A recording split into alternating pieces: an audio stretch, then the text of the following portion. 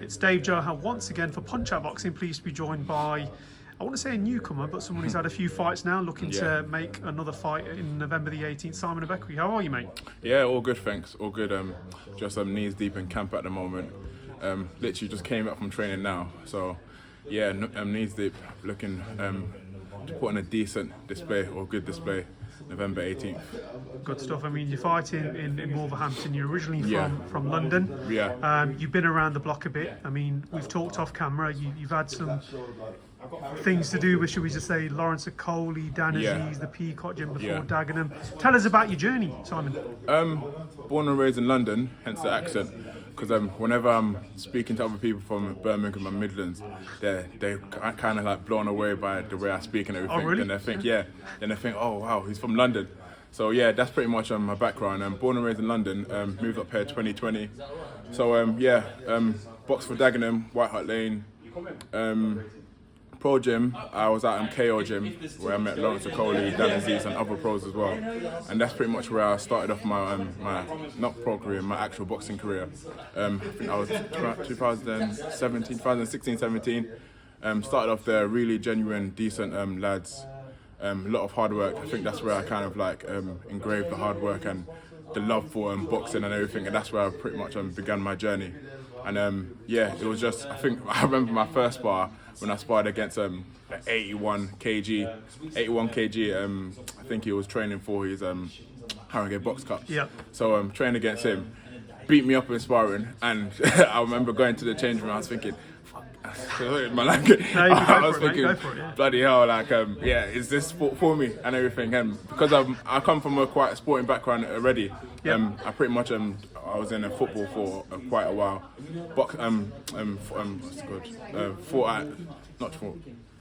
Played at a decent level. Played at a decent level, and then I made that transition over. So I already got that kind of sporting background as a whole. So obviously making that transition and everything. So it was just a thing where implementing these things and learning new things and everything. I'm making mistakes along the way, but yeah, that was pretty much it, and that's where I am now. Then I fell in love with the sport. Then I mean, you're campaigning at heavyweight, aren't you? Yeah, heavyweight. So heavyweight. Massive division. I mean, huge. Another heavyweight on the scene as well. Yeah. What's your thoughts of the heavyweight division as it stands? Because some people are saying it's gone a bit stale. People aren't fighting everybody. This era of boxing, I'm not one of them. I think, everyone deserves a chance, and I think maybe sometimes it's the promoters that are holding it up. What's your thoughts on the heavyweight division as a division? I think it's definitely, especially in the UK, it's definitely a exciting division. But I think at the same time, I think with every other sport, we've turned into like a business side with everything. This is why a lot of fighters are a lot more apprehensive to take certain fights and everything, which is I think I would say it's hindering the game as well, but at the same time, I think it's very important for fighters to know taking the right fights at the right time and not rushing their career and everything.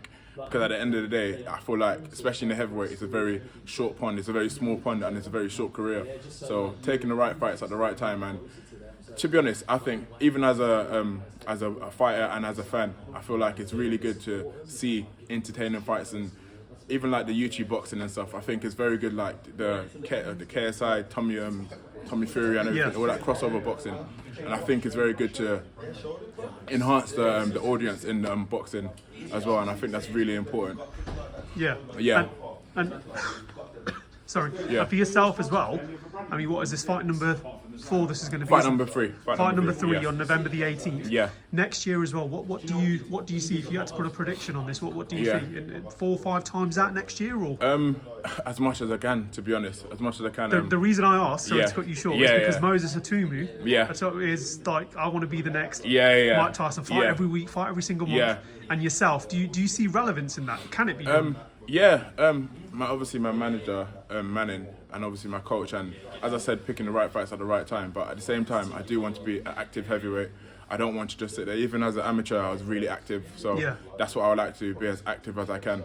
And obviously test myself and put myself in positions where I am testing myself, because I put in loads of hours in training. So there's no point of just training and fighting once in a while. So I think that's very important, to be an active heavyweight. Definitely I'm building momentum and obviously pushing onto the right trajectory. What's Dan AZEEZ like to train with? Because he's because that guy. I mean, I spent a bit of time with Dan AZEEZ. He seems like a beast when he trains. Yeah.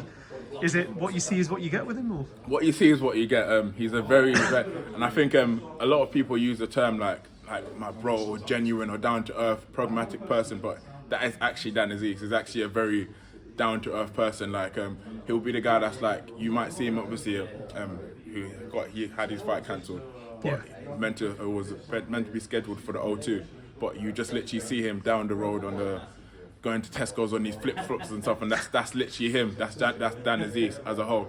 But in the training aspect, he's definitely a very hard worker, hard graft and everything, and I took a lot from him, definitely. good stuff? And just very finally as well, Yeah. what are we expecting on November the 18th for you? Is it wham bam thank you ma'am, or what do you think? One of my main things, the main reason I joined boxing is I want to look good. My performance is definitely what's key for me. My last fight was a stoppage, but I feel like that's the cherry on the cake. But at the same time, I want to look good because it's easy, especially in the R division or the heavyweights. It's easy to just punch, not easy, but that's the goal, just to punch someone, then they go down. But to perform, that's where it's a different ball game and actually look good.